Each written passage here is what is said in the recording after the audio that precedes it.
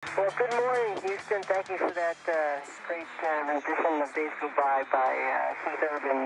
Days starting to go by, so we better start living, and we are. We're enjoying every minute up here, and thanks so much for the greeting from the Johnson Space Center, our home. Home with some of the hardest working, most talented people who have made some incredible things happen in spaceflight. We thank you for that greeting, and we're looking forward to another great day in space. Just floating through the airlock. Gets a little noisier in here.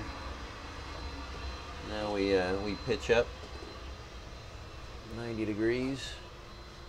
That's the back of the airlock, where when you do a spacewalk out of the shuttle, that's where you get out into the payload bay. There we are, making our way up into what's called the PMA.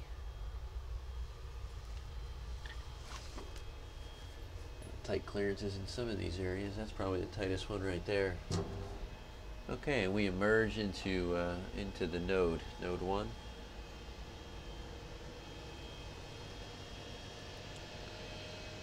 Now, first we're going to look down. We're going to look down into the MPLM. Now, MPLM work is kind of underway. And one thing I find quickly is you have to orient yourself in each module. So down to me in this module is like this. This is down. And the reason we call this down is because when we land, it's going to be this side that faces Earth.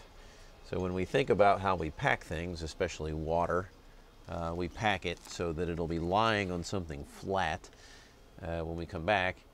And we don't pack it on something sharp, so that when we come back into the atmosphere and we get back into a gravitational field, it falls onto something sharp and pops. Now we're going to turn you around. Take a look back. We'll head out of the MPLM now.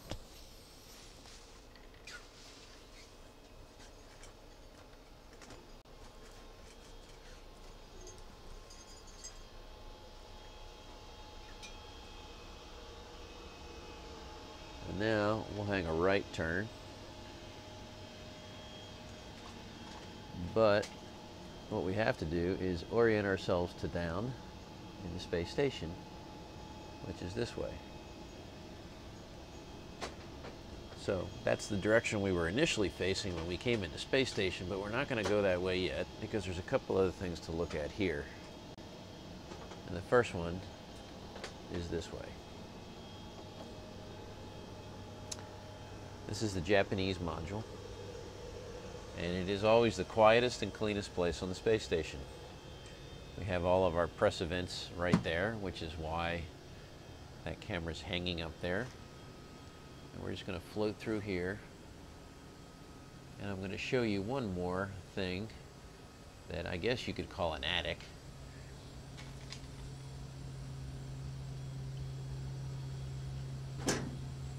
We have to pitch up here,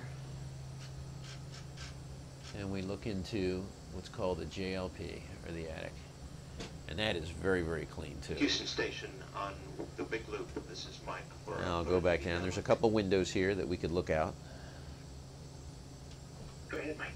We're going to look out one of them right now. Let you know, I had put some files on the T drive, OCA down, for Houston,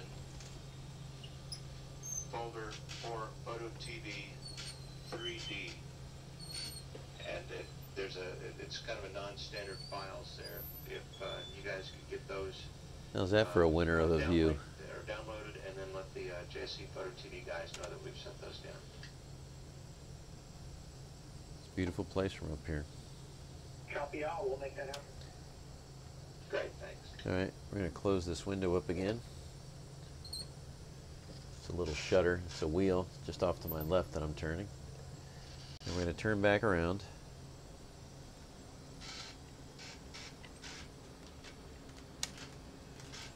And we're going to head out of the gym.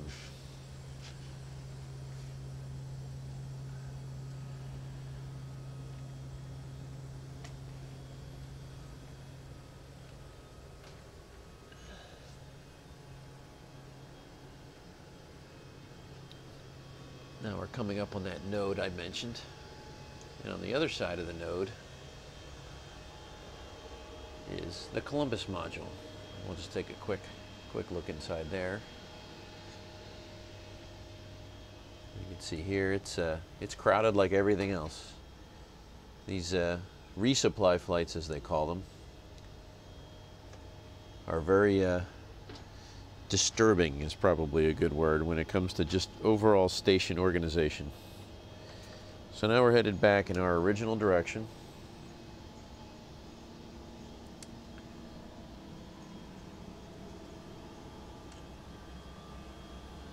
There's Mike Fossum. What's that? He's one of the guys who lives here. So he's, I guess, our host. Say hi, Mike. Hi. Enjoy the flyabout. Actually, I think I said the last one was Node 1. That was actually Node 2 back there. Here is Node 1. And what I'm going to do is pitch down here. We're going to take a look into what used to be an MPLM. It's now called a PMM, a Permanent Logistics Module. And I'm going to orient myself back to down. And I'm going to go through here and show you just what pandemonium is ensues here, because we're moving everything in. So you can see it just looks like a wreck, but it'll look a little bit better before we leave. I'd like to thank the commander of the International Space Station, Andrei Borisenko, for your hospitality. You've been absolutely fantastic to us.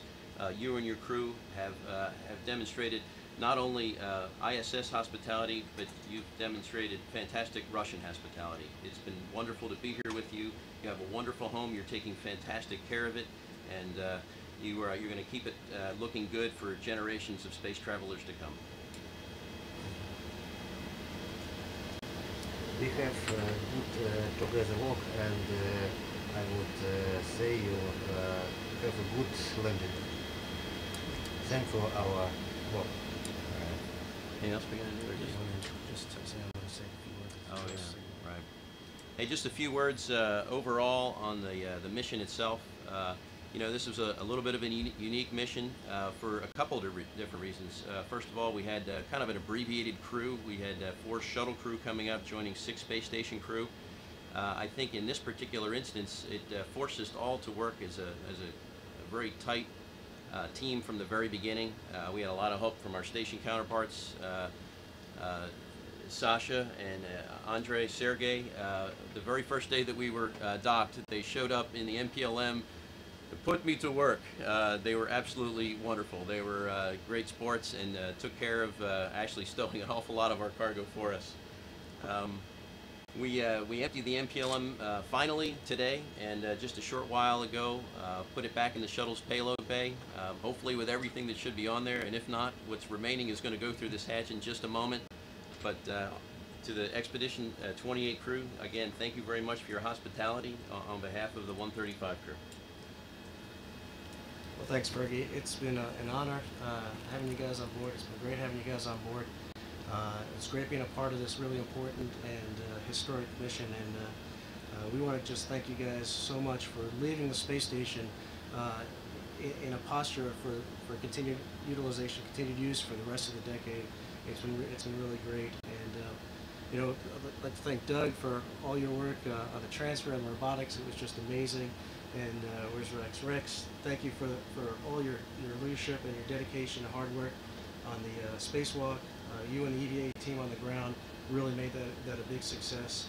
And Fergie, thank you for your leadership. Thank you for bringing the guys here. But of all your many accomplishments that you did on this mission, for us, from our perspective, the most important thing you did was bring Sandy here.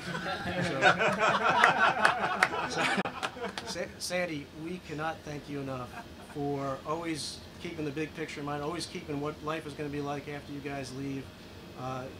You were just absolutely amazing. We just cannot thank you enough for everything that you've done for us. And you know, we don't even realize it yet, but in a couple of weeks we're going to be going, wow, I'm glad Sandy was here.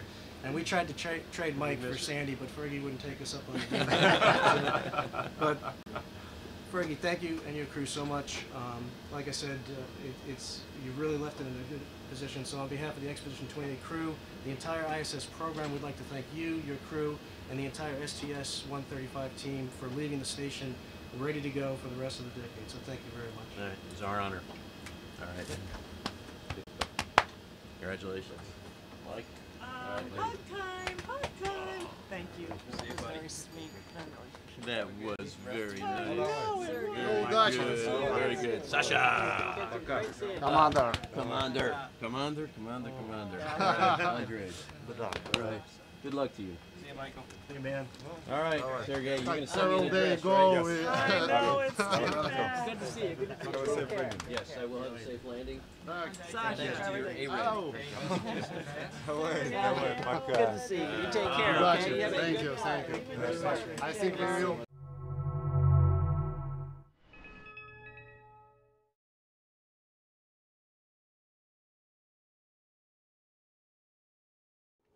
Okay, here we are at the very front end of the International Space Station. This is the forward end of Node 2, and this is right behind this hatch is the PMA, the pressurized mating adapter, to which the space shuttle docks whenever the next space shuttle comes. You can see we have our flags up here at the most forward part. It's a 15-nation partnership, this International Space Station. So we'll start with the Node 2. We will stop at the Kibo module here, the Japanese pressurized module, and the Japanese logistics platform.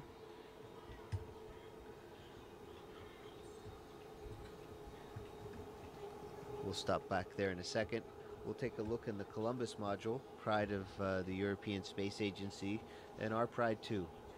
And then you can look down the stack, and you can see several other modules. And even into a little bit into the functional cargo block, the FGB, and then the service module. So it's a really big space station that we got. Welcome to Kibo. Please enjoy and relax in this brand new, the most spacious and quietest room in the ISS.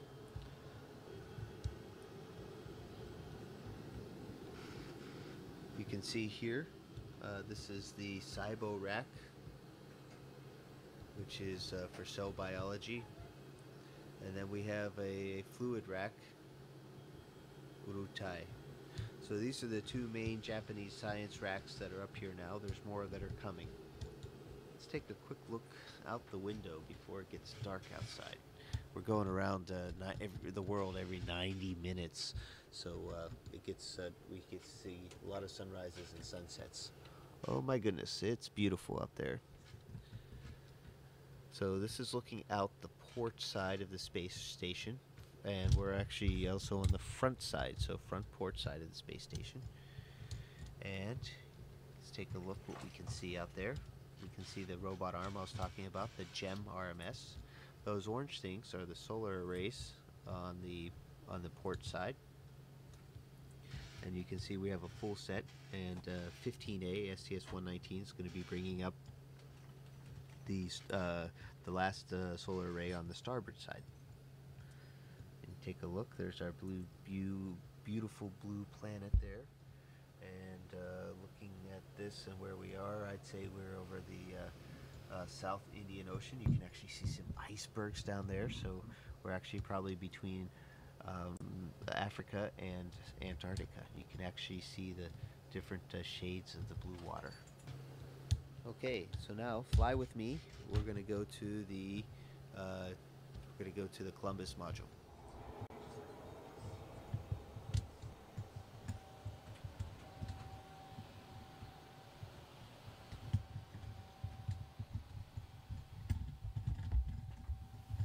Here we are in the Columbus module. You can see it's also spacious. It's also cluttered because it's a great place to store things or temporarily stow them. It's not going to be this way forever. We're going to have it nice and clean pretty soon. We're flying back to Node 2. We'll take a quick look what else we have here. We have my work area. It's a little bit cluttered right now, but this is kind of my desk. It doesn't sit out horizontally, but it has everything I need on it. These are my crew quarters right here. You can tell, has my name on it. And in fact, I can give you a tour real quick of crew quarters. This is what it looks like inside. There's a fair amount of room. We'll get the, has a standard space station light on it. So now we're going into the Destiny Laboratory, headed aft on the space station. And there's my crewmate, Sandy Magnus. She's getting her exercise in for today. This rack is the oxygen generation system, and we have a few too many things on this rack, and we're in the middle of cleaning it off, not to interfere, but you can see oxygen, we're making oxygen, and when we make oxygen, we're breaking down water into hydrogen and oxygen, and the oxygen comes right out here. The water we're making, it either comes from the condensate from the air conditioning system, you know, the water that's in the air, or urine. So this is a really neat regenerative life support system. And now we're going to go back into one of the first modules, Node 1, which is also called Unity. These are this is our pond, or wall of water that's down here. We have different kinds of water, and these are called contingency water containers, CWCs. And you can see different kinds. There's water that you can drink, and water that you can use for other things like flush water or generating oxygen. Now here's the airlock. As we go, the Quest airlock. This crew lock is a hatch that goes outside into space. So you can see that hatch right there. In the meantime, we're kind of storing EVA related things here. You can see this is a Safer, which is a kind of a jet backpack that we wear on the outside of our spacesuits in case we get separated from the spaceship. We can fly our way back in. I remember being a Capcom on STS-96 when I first saw these signs. That's pretty amazing.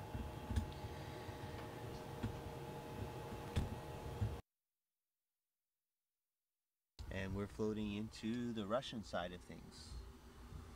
First and foremost, we are now in the pressurized adapter part of the functional cargo block. We call it the GAA, and it's also a docking port down below.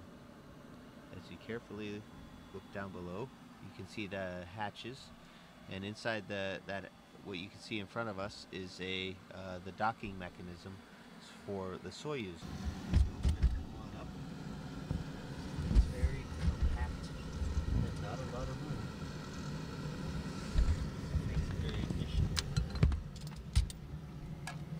Now Yuri's been busy unloading the Progress. We just finished an EVA, so things here in the functional cargo block are very functional right now and very cargo-y. So you can see things are just really full here in the FGB. As we leave the FGB here and go into the docking compartment. Docking compartment is another one of those vertical looks, and it's a kind of a misnomer. It's not just docking compartment, but it's also a airlock. So Yuri and I went out in these two spacesuits a few weeks ago and went into open space and had a spacewalk. Continuing on down through here, we'll stop here on the way back, is our Progress cargo vehicle. The Progress is a cargo ship, unmanned, uncrewed, nobody driving, and has the same kind of docking compartment. It's very much based on the Soyuz design, except it doesn't have any re-entry capability. And we're going to take a look outside. And this is the hatch that I opened up and went outside for a spacewalk, and we're looking aft on the space station. There's a ladder, some solar panels. We're looking at the service module, Zarya, Zvezda, and looking at our beautiful planet Earth. Let's see if we get a nice little view here of Earth. A little small treat, because no tour of the space station would be complete without it. Last but not least, in the service module, Zvezda, which means star. It's the heart of the space station. It's where we used to have the only place where we could create oxygen and and live with the carbon dioxide removal system, as well as a place to eat and sleep. There's my crewmate, Yuri Lonchakov, exercising on the treadmill with vibration isolation system, the TVIS. So, this is our eating area. There's our table. And we're just getting ready for lunch. There's our water dispenser right there, Russian style. And our controller for the water dispenser. There's Yuri's room off to the side. You can see he has a sleeping bag right there hanging on the wall, and a computer right here so he can call on the telephone, and write email, and read books. And relax in the evenings a little bit, because we have long days up here. This is a surprise visit that you guys are paying on us today, so things aren't cleaned up, but they're real. This is exactly how we work and live in space. And that'll wrap up the tour. This is the International Space Station. A very good example of what human beings can do when we work closely together.